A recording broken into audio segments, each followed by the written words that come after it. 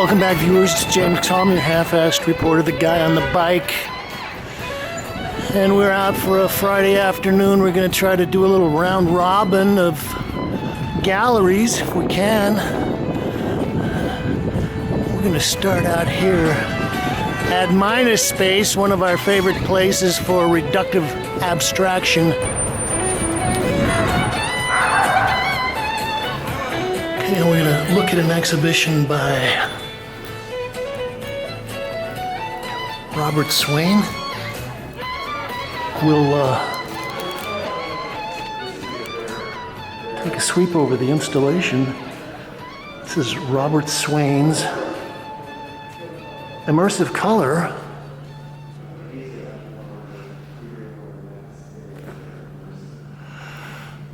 I was just speaking a little bit with Matthew Delicate, the director here at Minus Space, and he was giving me some details.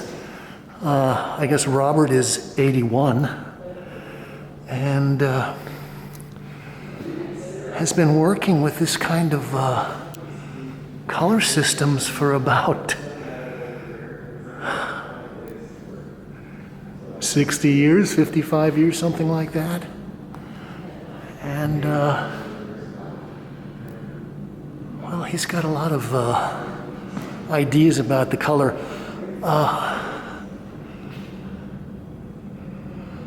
I've been thinking about color myself. People think they know what color is, and a lot of people are afraid of color theory.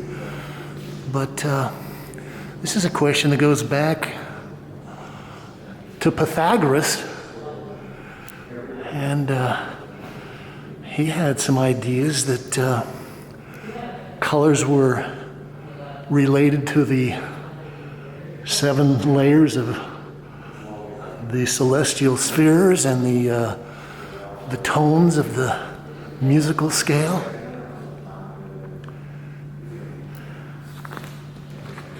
Okay, so this piece is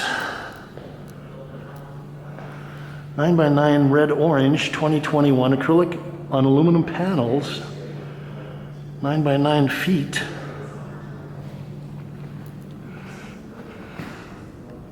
We'll point out some other interesting factors.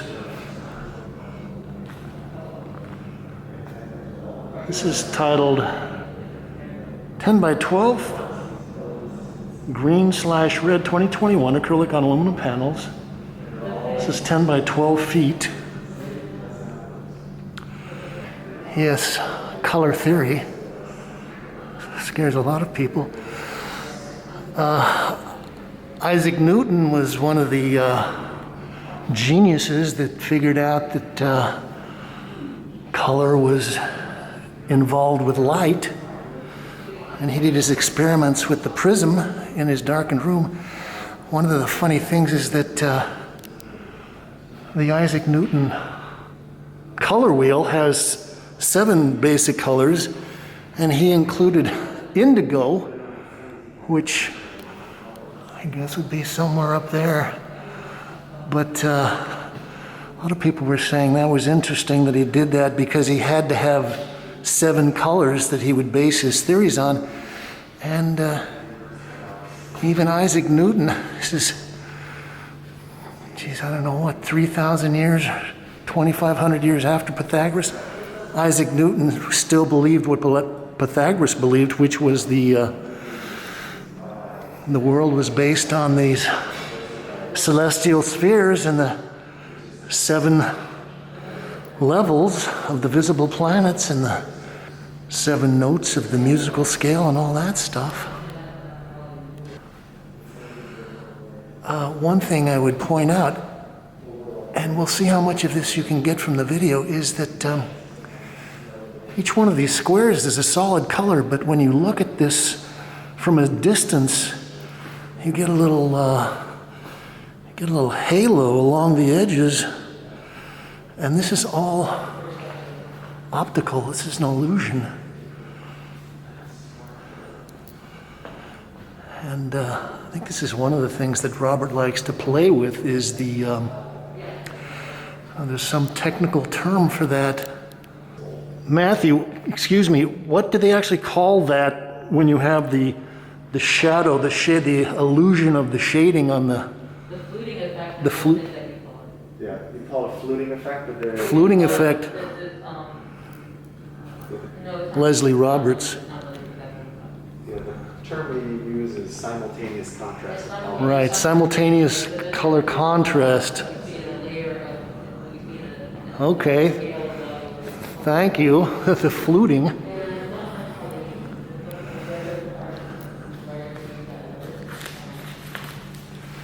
This is the other major piece here. It's titled 9x9 Green 2021. Acrylic on aluminum panels.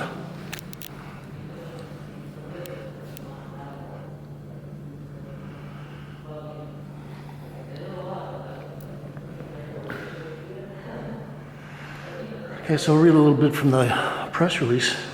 Robert Swain is one of the most influential color painters of his generation. He was born in Austin, Texas in 1940 and grew up in Arlington, Virginia. During high school in the late 1950s, he spent his summers in Guatemala and Nicaragua working on the Pan American Highway. Attended the American University in Washington, D.C. Began his first color-based work in 1966. His work has been included in landmark exhibitions, including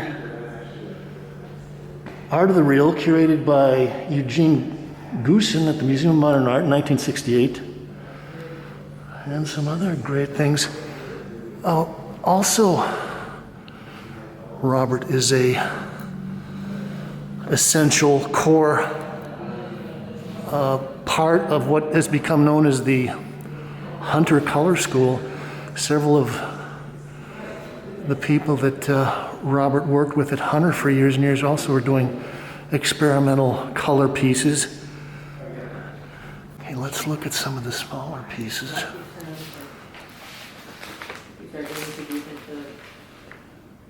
Okay, we don't have the info on this, but I would say that's probably about 36 by 48, something like that. This one is, let me guess. It is exactly 36 by 48. 24 by 48? Yep. Is that what size it is? Okay, thank you. So this has been a look at Robert Swain, Immersive Color, down here in DUMBO at Minus Space. We're gonna keep on moving.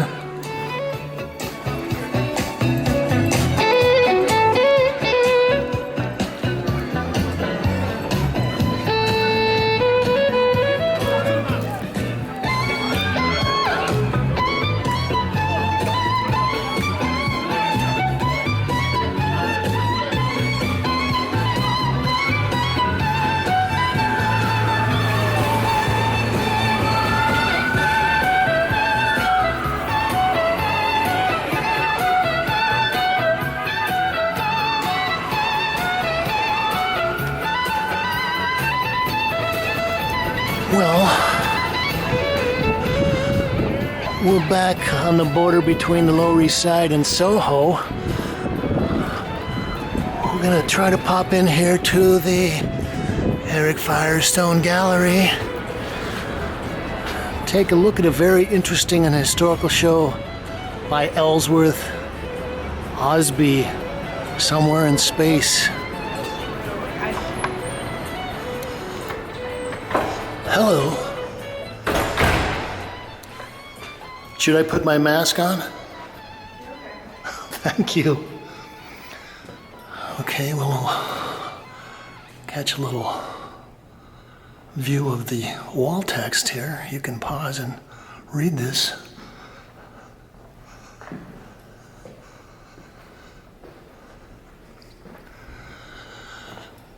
We'll do our obligatory scan of the installation. always interesting and historically important to kind of document the way that the curators have installed the show.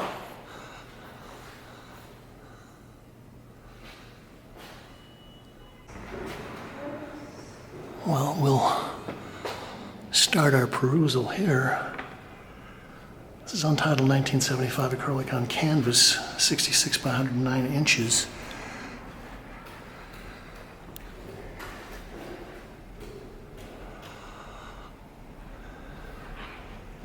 Well, I've never heard of the work of Ellsworth Ausby before, but I saw this show and I was captivated, intrigued. So this is acrylic on canvas. I think one of the things that attracted me was Ellsworth's use of the unstretched canvas. And, well, I've been working on an exhibition that's dealing with artists on the Bowery, which is about a block and a half away from here. And there were several artists, and Eric Firestone represents some of them that were working on unstretched canvases. I think Al Loving was one of them. One of the other artists that show here at the gallery was Joe Overstreet.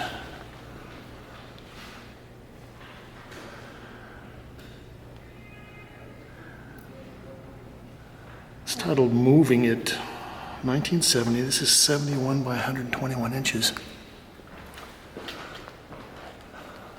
Well, I popped my head in and took a quick run around, and one of the things that I loved was the bold colors, the graphic design.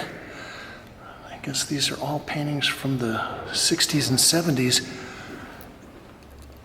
So although Ellsworth was kind of working things out in his own direction with the stretch canvases and the shaped canvases, there are some things that relate to what was going on. And part of that was the movement into what we're calling pop abstraction. Okay, these two pieces here, they kind of make me think of kites were what really got me hooked. I took a look at these and said, wow, that is beautiful. And it's not only shaped, but he's got it's like a half of a pyramid sticking out the front there, and the color is just beautifully keyed. Okay. This is untitled 1974. I think this is maybe one of the better examples of his use of the shaped canvases. People like Ellsworth Kelly and Kenneth Nolan were doing things that kind of related. I think that this is even more exaggerated in its forms, and part of the reason that I think that was happening is because Ellsworth didn't rely on stretcher bars, and I think that kind of puts him into a little different category. So back in the 60s and 70s, there was a whole bunch of, as I mentioned, the pop abstractionists, people like Robert Krushenik. But that was also when the Washington Color School was starting to come to prominence. So you had people like Sam Gilliam that were very influential.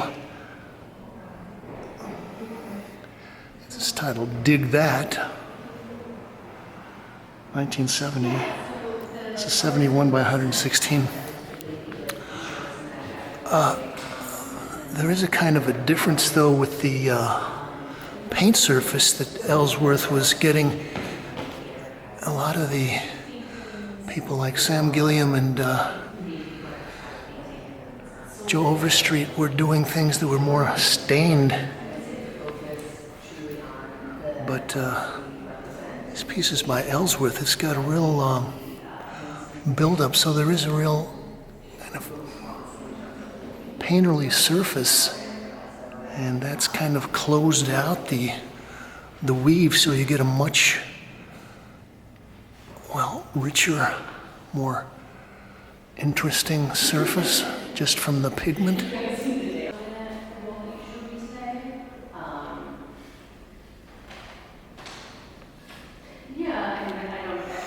This is titled Shabazz.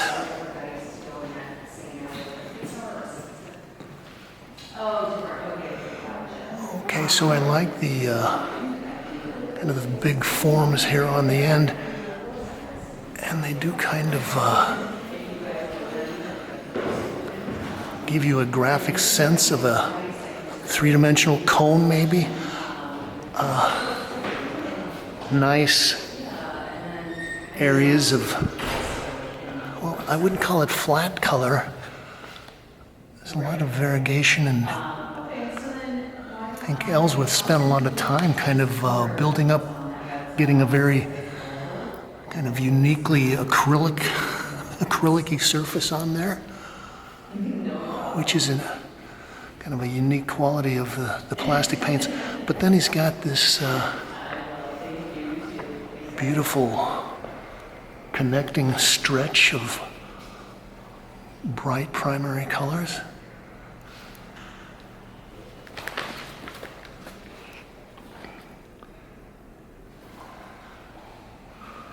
This is 196 inches long.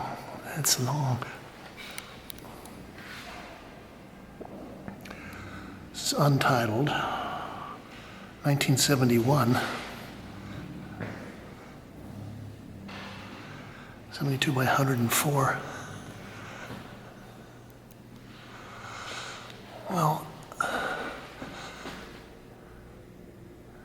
I was talking about some of the various art things that were happening in the 60s and 70s and how Ellsworth was kind of bouncing off various things.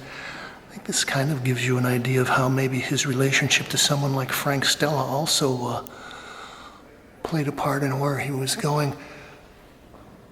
It's interesting, this one has a very fresh paint surface.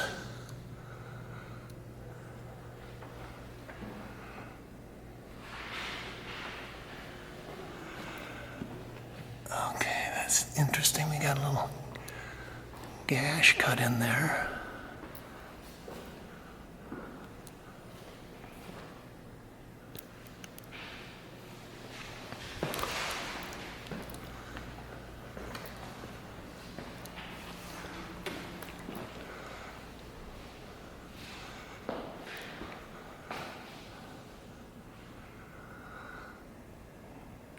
This is a wonderful triptych. This is untitled, 1969.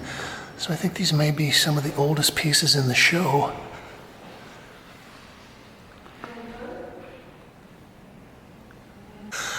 I'll read a little bit from the press release. Ellsworth Ausby, 1942 to 2011, was a significant American artist whose works were concerned with exploring the infinite possibilities of two-dimensional space. He experimented with supports and surfaces, creating multi-part shaped canvases, constructions arranged directly on the wall. His work is connected with Afro-Futurism and the music of visionary Sun Ra. Above all, Ausby was dedicated to reflecting a deeply rooted African aesthetic and cultural heritage. He wrote, "It is a fact that the black image is and has always been established."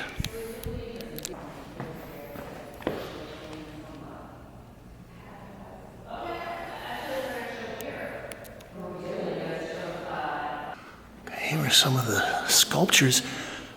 Okay, and he's using the same shapes and formats as he's using in his his cutaway paintings, the sculptures are all untitled, and they're from 1976. They talk about Afro-Futurism. I think we popped in and saw a show by an artist named Peter Williams who recently passed away, and he was also playing with the idea of Afro-Futurism.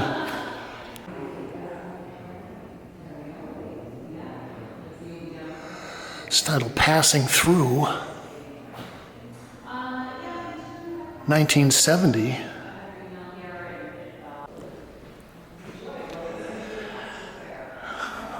I'll read a little bit more from the press release. Born in Portsmouth, Virginia, Ausby moved to New York City to attend the School of Visual Arts and the Pratt Institute. The work in the exhibition will span the decade between 1969 and 1979, showing Ausby's artistic development from totemic paintings with a metaphorical Africanist symbolism to the more minimalist, multi-part, unstretched canvases. This is an interesting part. Early in his career, Ausby was included in several significant museum exhibitions of African American art: New Black Artist, 1969, Brooklyn Museum of Art; Afro-American Artist, New York and Boston, 1970, Museum of Fine Arts, Boston; Some American History, 1970, commissioned by the Menil Foundation and organized by Larry Rivers for the Rice University Institute of Arts. Okay, well, I worked for Larry. I helped him restore a piece back when I was a young artist in the early 80s, and Larry was one of the hippest guys that I know.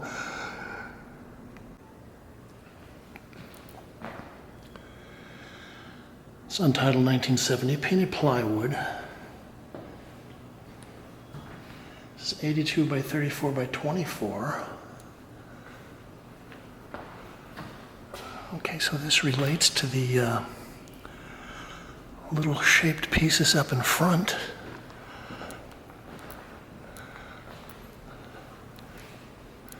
This might be the most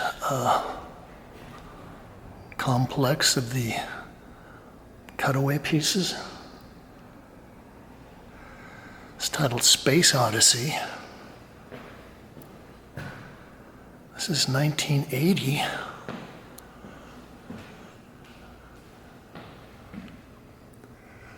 Well, I was looking at this and noting the very interesting texture that Ellsworth was getting in there. Looks like there was a lot of dripping and splattering, and maybe he put some, I don't know, gravel or something into his paints and then built up the surface.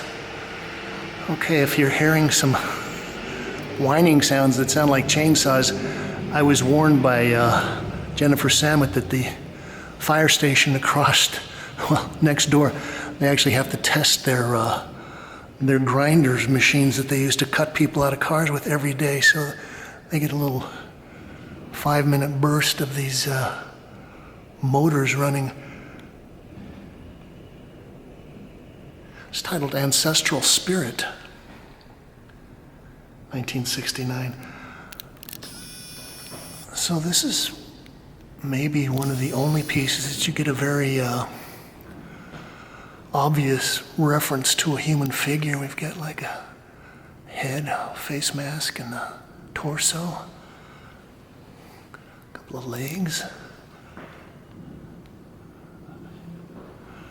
Again, the wonderful, wonderful color. Okay, we'll go downstairs and wrap up.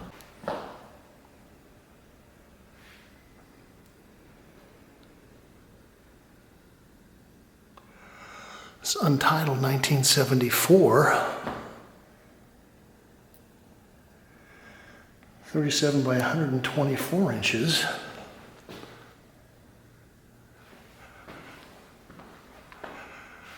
Okay, I like this one. It's simple, bold. I think it's also interesting that a lot of these pieces, he's kind of split down the center.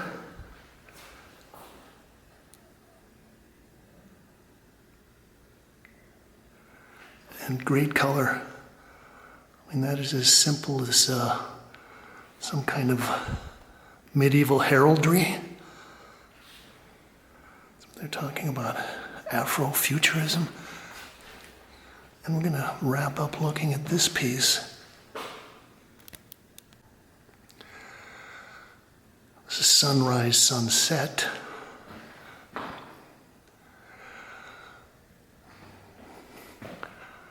I also like the notion that Ellsworth was a fan of Sun Ra. I was listening to Sun Ra.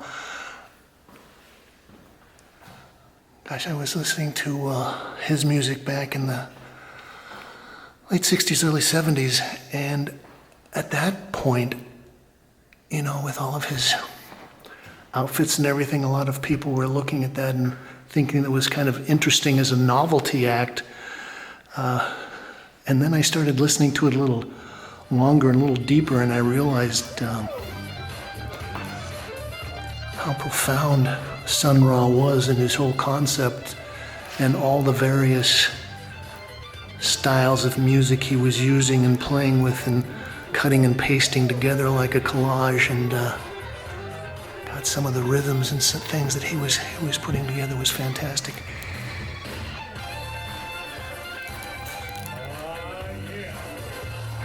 So this has been James Kalm